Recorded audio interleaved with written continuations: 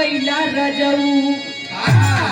अरे मिर्जापुर के कैला गुलजार हो, कचौड़ी गली सुन कैला रजऊ।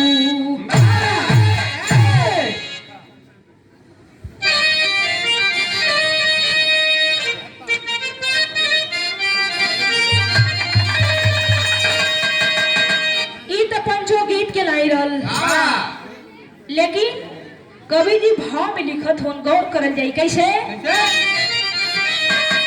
कि बगिया लगाई गईली जननी, अरे बगिया लगाई गईली जननी, ममता सनहिया दरसाय होती, बगिया लगाई गईली जननी।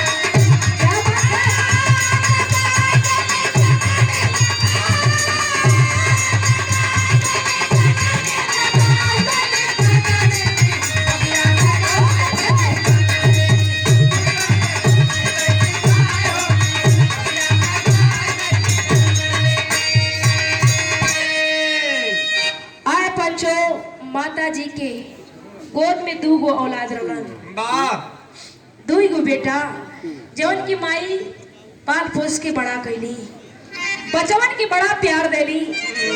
लेकिन बचवन का नाम का रखली बतावल गई कैसे